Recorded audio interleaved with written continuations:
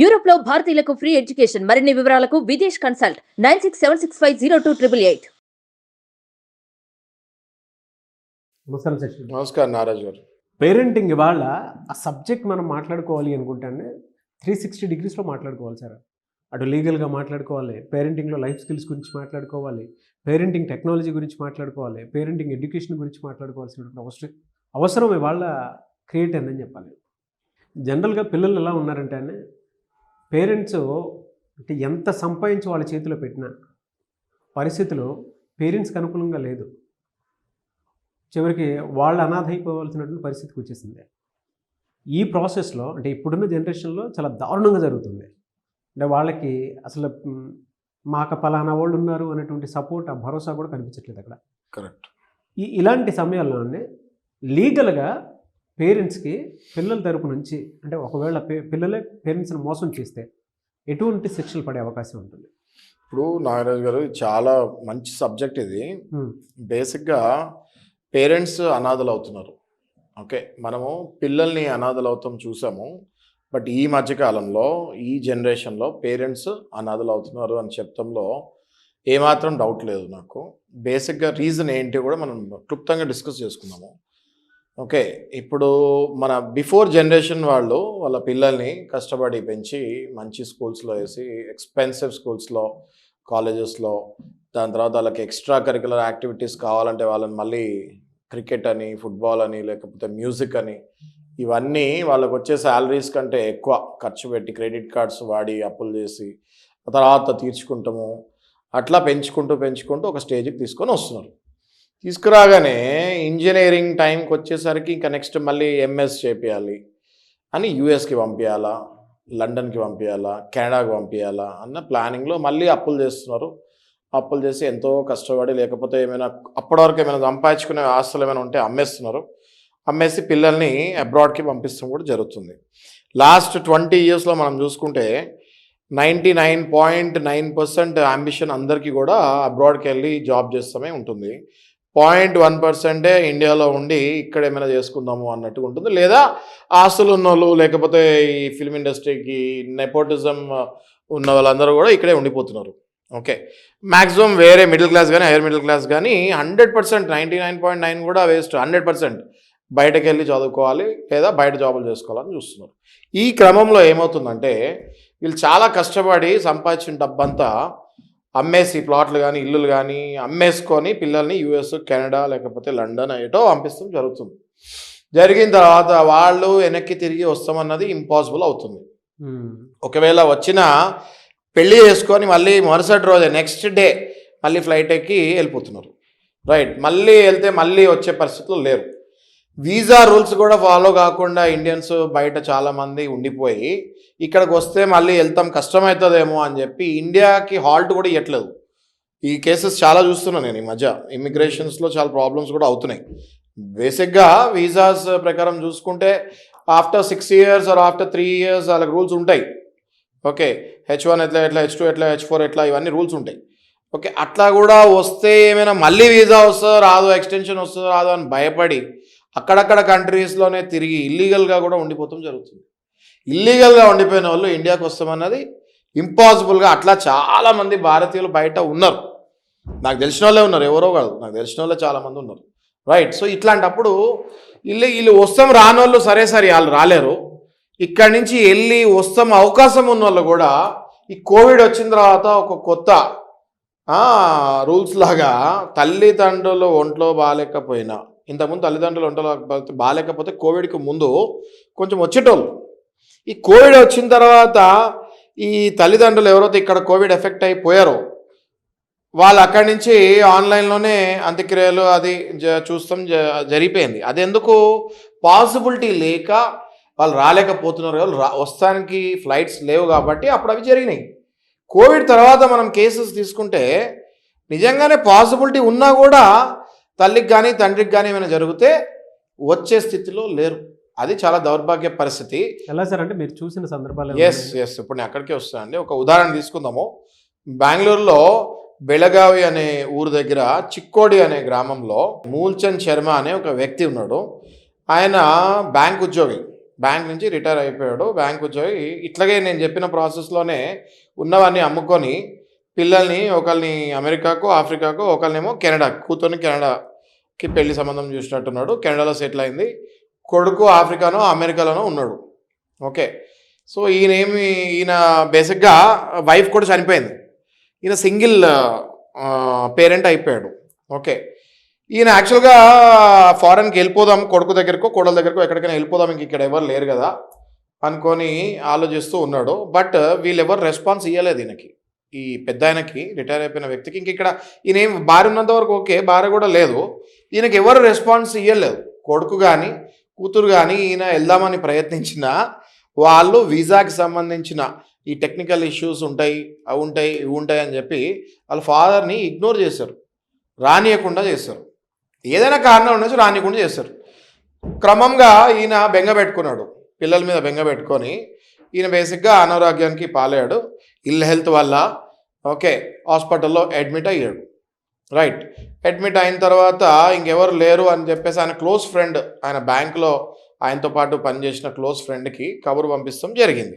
ఇట్లా పలానా hospital attender through phone చెప్పించాడో ఏదో చేశాడో, మొత్తానికి ఆ ఫ్రెండ్ హాస్పిటల్కి వస్తాం జరిగింది. వచ్చిన తర్వాత ఆయన పరిస్థితి చూసి చాలా బాధపడ్డాడు. ఆయన కూడా కొడుకుకి కూతురికి ఇన్ఫామ్ చేద్దామని చాలా ట్రై చేశాడు, ఇన్ఫామ్ కూడా చేశాడు. అయినా వాళ్ళ దగ్గర నుంచి ఎటువంటి రెస్పాన్స్ లేదు. అయితే హాస్పిటల్లో ఎల్లకాలం పెట్టుకోరు కదా, కొద్ది కాలం తర్వాత హాస్పిటల్ నుంచి ఇంకా పరిస్థితి బాగాలేకపోయినా కూడా హాస్పిటల్ నుంచి డిశ్చార్జ్ చేస్తారు కదా, లేకపోతే ఆ బిల్స్ కట్టాలి కదా. రైట్. ఈయనకేమో ఓన్లీ ఆ పెన్షన్ డబ్బులు వస్తున్నాయి, అప్పటి వరకు వచ్చినాయి కూడా ఈయనే కట్టుకుంటున్నాడు. ఇక ఆ డబ్బులు కూడా అయిపోయినాయి. హాస్పిటల్లో ఈయనని డిశ్చార్జ్ అవ్వమని చెప్పారు. డిశ్చార్జ్ అవ్వమన్నప్పుడు పేషెంట్ డిశ్చార్జ్ అవ్వాలంటే ఇంట్లో ఎవరో ఒకళ్ళు అటెండర్ ఉండాలి కదా, చూసుకోవాలి కదా ఆఫ్టర్ డిశ్చార్జ్. రైట్. సో చూసుకుంటానికి ఎవరు లేరు. ఈ ఫ్రెండ్ ఏం చేస్తాడంటే దగ్గరలో ఉన్న ఒక లాడ్జ్, ఈ ఫ్రెండ్ ఇంటికి తీసుకెళ్ళలేడు కదా, ఈ ఫ్రెండ్ ఇంటికి తీసుకెళ్తే ఈ ఫ్రెండ్ని కూడా బయటకు పంపిస్తారు. అదే వయసులో ఉన్నాడు ఆ ఫ్రెండ్ కూడా. వాళ్ళ పిల్లలు నిన్ను చూసుకుంటామే ఎక్కువ, ఈయనను కూడా ఎక్కడ చూసుకుంటాం, ఆయన కూడా బయటకు పంపిస్తారని భయపడి దగ్గరలో ఉన్న లాడ్జ్కి ఏదో రిక్వెస్ట్ చేసి ఆ లాడ్జ్లో ఒక రూమ్ అది బుక్ చేసి ఈయనని షిఫ్ట్ చేస్తాం జరిగింది. ఓకే. లాడ్జ్కి షిఫ్ట్ చేసిన తర్వాత ఆ లాడ్జ్ వాళ్ళు ఒక 4 రోజుల తర్వాత ఈయన పరిస్థితి క్రమంగా డిటీరియేట్ అవుతుంది, ఈయన ఇంకా ఉండేటట్టు లేడు మనిషి అని మళ్ళీ వాళ్ళ ఫ్రెండ్కి ఫోన్ చేస్తాడు. ఓకే. వాళ్ళ ఫ్రెండ్ కూడా రాలేదు ఈసారి వాళ్ళ ఫ్రెండ్ కూడా రాలేదు. ఎందుకంటే వాళ్ళ ఫ్రెండ్కి ఆల్రెడీ ఏ పరిస్థితిలో డిశ్చార్జ్ అయ్యాడు తెలుసుగా. ఫ్రెండ్ కూడా రాలేదు. వాళ్ళ కొడుకు కూతురు ఎవరు కబురు పంపించిన రెస్పాన్స్ ఇవ్వట్లేదు. ఇప్పుడు నేను వెళ్తే నా మీద పడుతుంది, నేనే నా కొడుకు కూతురు మీద డిపెండ్ ఉన్నా, వాళ్ళు నన్ను కూడా వెళ్ళగొడతారని వాళ్ళ ఫ్రెండ్ కూడా రాలేదు. అయితే ఇంకా కానీ బట్ నాట్ సిచ్యువేషన్లో లాడ్జ్ వాళ్ళు పోలీసు వాళ్ళకి ఫోన్ చేస్తాం జరిగింది. అప్పుడు పోలీసు వాళ్ళు వచ్చి ఇంటర్ఫియర్ అయ్యారు. అప్పుడు అసలు స్టోరీ బయటపడింది. పోలీసు వాళ్ళ దగ్గర పాపం ఇంకా ఆయన మాట్లాడలేని పరిస్థితిలో ఆయన బ్యాగ్స్ అవన్నీ ఎత్తుకితే నంబర్స్, కొడుకు పేరు కూతురు పేరు అన్నీ దొరికినాయి. ఓకే. ఆ కొడుకు అయితే అసలు రీచబుల్ లేడు, డే 1 నుంచి రీచబుల్ లేడు, ఇన్ఫర్మేషన్ తెలిసినా కూడా ఏం తెలియనట్టు ఉన్నాడు. ఈ కూతుర్ని మొబైల్ నెంబర్ రింగ్ అవుతాం వల్ల మళ్ళీ కూతురు బై మిస్టేక్ ఎత్తింది ఫోన్. ఎత్తుతే ఆమె చెప్పింది మాటలు విని పోలీసు వాళ్ళు అవాక్కయ్యి షాక్ అయ్యారు. ఏం చెప్పిందంటే అప్పుడు నాకు కూడా చాలా షాకింగ్ అనిపించింది నాగరాజు గారు. వీళ్ళు common sense, minimum common sense phone చేసి కూతురికి ఇన్ఫార్మ్ చేసినప్పుడు ఓకే ఆ కూతురు అన్న మాట లిటరలీ ఇంత స్ట్రాంగ్ హార్టెడ్ అయి ఉండి నేను కూడా మెల్ట్ అయ్యానండి.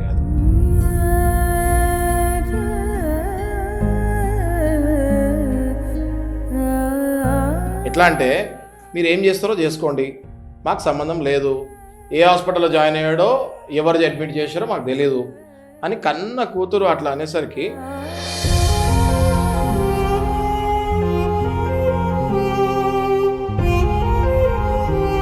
ఇంకా ఆ పోలీస్ వాళ్ళు జనరల్గా స్ట్రాంగ్ ఉంటారు, అట్లాంటి వాళ్ళు కూడా బ్రేక్ డౌన్ అవుతాం జరిగింది. ఇంకా వాళ్ళు ఆ యాజమాన్యం, లాడ్జ్ యాజమాన్యం వాళ్ళు మాట్లాడుకొని ఇంకా ఏదున్నా మనమే చూసుకుందాం అని చెప్పి వాళ్ళు సపోర్ట్ చేస్తాం జరిగింది. ఆ టైంలోనే కొద్ది గంటలకే ఆయన చనిపోతాం కూడా జరిగింది. ఆ బాధ అంటే ఆయన మీరు మాట రావట్లే కానీ కళ్ళు చెవులు పనిచేస్తున్నాయి ఆయనకి. మీరు అర్థం చేసుకోండి, ఇక్కడ సైకాలజీ అప్లై చేసుకోవాలి. మాట అయితే రావట్లే కానీ పెద్ద ఆయనకి కళ్ళు చెవులు పనిచేస్తున్నాయి. ఆయన క్లియర్గా అర్థం అయిపోయింది రిప్లై ఏమొచ్చింది కూతురు దగ్గర నుంచి అనేసి. ఓకే. అది అర్థమైన క్షణం ఇంకా ఆయన కూడా వదిలేసుకొని ఉంటాడు. కొన్ని గంటలకే ఈ ఇష్యూ అయిన కొన్ని గంటలకే ఆయన చనిపోవడం జరిగింది. అంత్యక్రియలు కూడా పోలీసు వాళ్ళు పర్సనల్‌గా పాపం వాళ్ళు చాలా మెల్ట్ అయ్యారని వింటున్నాం మనము. వాళ్ళు చాలా ఎమోషనల్‌గా ఈ పరిస్థితిలో పేరెంట్సే కదా ఎవరికైనా. ఈ పరిస్థితిలో పోలీసు వాళ్ళు కూడా మెల్ట్ అవుతాం జరిగిందని విన్నా నేను. వాళ్ళు ఓన్ డబ్బులతోటి అంత్యక్రియలు చేసి వదిలేస్తాం జరిగిందండి. So this is a very very ఎలా సార్ అంటే ఇన్‌హ్యూమన్ ఇన్హ్యూమన్ కదా ఇది. లీగల్‌గా ఎలాంటి వర్తిస్తాయండి దీనికి? ఇప్పుడు ఇది చాలా కరెక్ట్. ఎన్నేళ్ళు జైలు శిక్ష పడే అవకాశం ఉంటుంది పేరెంట్స్ని చూసుకోవాలి. ఇది చాలా కరెక్ట్ క్వశ్చన్ నాగారు. లీగల్గా ఇలాంటి వాటికి చాలా సెక్షన్స్ ఉంటాయి. అది మనం ఎందుకో వాడము. సుమోటో తీసుకోవాలి. ఎవరు తీసుకుంటారండి? ఇప్పుడు ఈయన డైరెక్ట్ సుమోటో తీసుకోవాలి. పేరెంట్స్ ఎవరు చూడకపోతే 100% పోలీస్ స్టేషన్లో సుమోటో తీసుకోవాలి. ఎట్లా చెప్తా మీకు, ఎందుకో చెప్తా నేను మీకు. ఇప్పుడు ఈయనకి ఎవరున్నారు? వైఫ్ చనిపోయింది, పిల్లలు. దెర్ ఇస్ ఎ యాక్ట్ కదా, welfare and maintenance of parents and senior citizen act 2007లో ఏం చెప్తుంది? అది కొడుకు కానీ కూతురు కానీ చూసుకున్నప్పుడు వాళ్ళ మీద మెయింటెనెన్స్ కేసు వేయచ్చు అని క్లియర్గా ఆ సెక్షన్ చెప్తుంది, ఆ యాక్ట్ చెప్తుంది. ఆ యాక్ట్ ప్రకారము మరి ఇట్లా చూసుకున్నప్పుడే మెయింటెనెన్స్ ఇవ్వాలంటే చనిపోయినప్పుడు మన హిందూ ధర్మం ప్రకారము చనిపోయినప్పుడు తలకొరువు ఎవరు పెట్టాలి? కొడుకో లేదా కూతురు ఉంటే అల్లుడో లేదా రిలేటివ్సో ఎవరో ఒకళ్ళు. రెస్పాన్సిబిలిటీ మాత్రం పిల్లలదే కదా. అవును. కొడుకు లేకపోయినా కూతురున్నా కూడా రెస్పాన్సిబిలిటీ అయితే పిల్లలదే కదా. రైట్. హక్కు ప్లస్ మన హిందూ ధర్మం ప్రకారం అండి, మన హిందూ శాస్త్రం ప్రకారం అది ఇల్లీగల్ కదా. అది ఇల్లీగలే కదా. జనరల్ మన హిందూ మ్యారేజ్ యాక్ట్ అంటాం. రైట్. హిందూ మ్యారేజ్ యాక్ట్ ప్రకారమే పెళ్లి చేస్తారు, హిందూ మ్యారేజ్ యాక్ట్ ప్రకారమే డైవర్స్ ఇస్తారు, హిందూ మ్యారేజ్ యాక్ట్ ప్రకారమే మెయింటెనెన్స్ ఇస్తారు. మరి అదే ఇది కూడా ఒక యాక్ట్ కదా, welfare and maintenance of parents act కదా ఇది కూడా. మరి ఈ యాక్ట్ ప్రకారము తలకొరువు పెట్టాల్సింది పిల్లలే కదా, చూసుకోవాల్సింది పిల్లలే కదా, తిండి పెట్టాల్సింది పిల్లలే కదా. మరి ఇట్లాంటివి ఇళ్ళని ఎందుకు వదిలేస్తున్నాం మనం ఉంటుంది మళ్ళీ హిందూ సమాజంలో కదా, భారతీయ కంట్రీ, మనం పేరు కూడా భారత్ అని మారుస్తున్నామని అంటున్నారు. మనం ఉండేది భారతదేశంలో, మనం ఫాలో అయ్యేది హిందుత్వము. అఫ్కోర్స్ మనది సెక్యులర్ కంట్రీ, అన్ని రిలీజియన్స్ ఉన్నాయి, బట్ మెజారిటీ డెఫినెట్గా మనము హిందూసే కదా. రైట్. హిందూస్, క్రిస్టియన్స్, ముస్లిమ్స్ అని కాదండి. ఈ దీంట్లో ఎవరు ఇప్పుడు యాక్ట్లో మీరు చూడండి, యాక్ట్ కూడా welfare and maintenance of parents and senior citizens, ఇందులో హిందూ, ముస్లిం, క్రిస్టియన్ లేదు, అందరికీ ఈ యాక్ట్ అప్లికబుల్ ఇది. రైట్. అందులో మన హిందూ ఆచారం ప్రకారం పిల్లలు తలకొరువు పెట్టాలి, పిల్లలు చూసుకోవాలి. అట్లనే క్రిస్టియన్స్ అయినా ముస్లిమ్స్ అయినా పిల్లలే చూసుకోవాలి. రైట్. సో సుమోటో తీసుకోవాల్సింది అని నా భావన.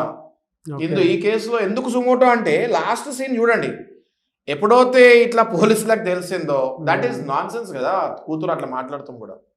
రైట్. అవునండి. ఆ లాస్ట్ సీన్ అన్నది ఎలా సార్ అంటే ఇటువంటి పరిస్థితి ఫేస్ చేసేటువంటి ప్రతి పేరెంట్కి మీరు ఏం చెప్తారు?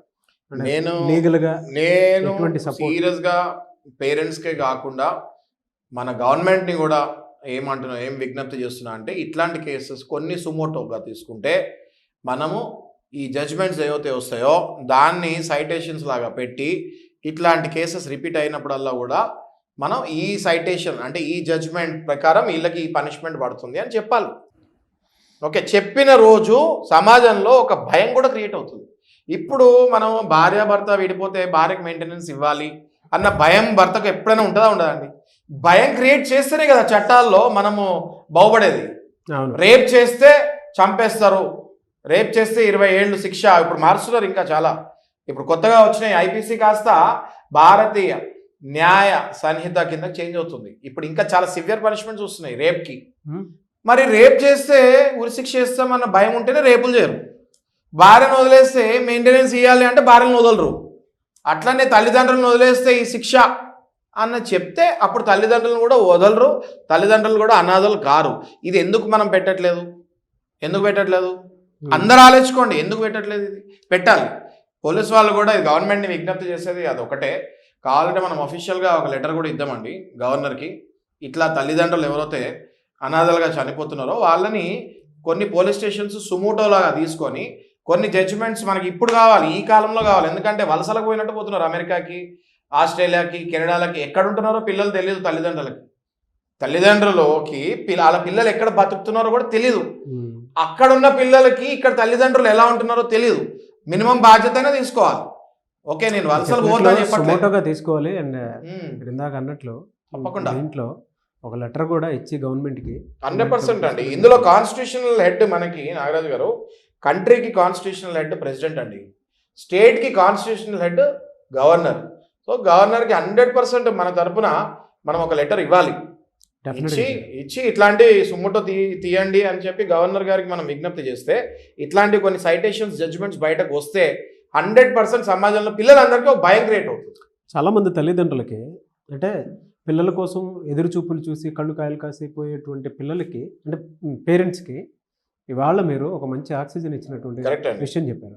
నిజంగా సుమోటోగా తీసుకోవాల్సినటువంటి అవసరం ఉందండి. చిన్నప్పటి నుంచి కన్ని పెంచి పెద్దను చేసి ఎక్కడికెక్కడికో వాళ్ళు రెక్కలు వచ్చిన తర్వాత వదిలేసి వెళ్ళిపోతానంటే ఇందులో నేర్చుకోవాల్సిన నీతి చాలా ఉంది. ఇంకోటి కూడా నారాయణ గారు, ఈ క్రమంలో నేను చెప్పేది ఏంటి అంటే, మీకు భార్య భర్తలు అన్నాక గొడవలు అవుతాయా?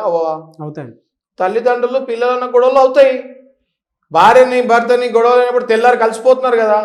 అట్లాగే తల్లిదండ్రులు పిల్లలకి ఏమైనా డిఫరెన్స్ వచ్చినా ఒక 2 రోజులు 3 రోజులు మళ్ళీ కలిసిపోవాలి. అదేదో లైఫ్ లాంగ్ అది మనసులో పెట్టుకొని ముందుకెళ్తే ఎట్లా? అది రాంగ్ కదా.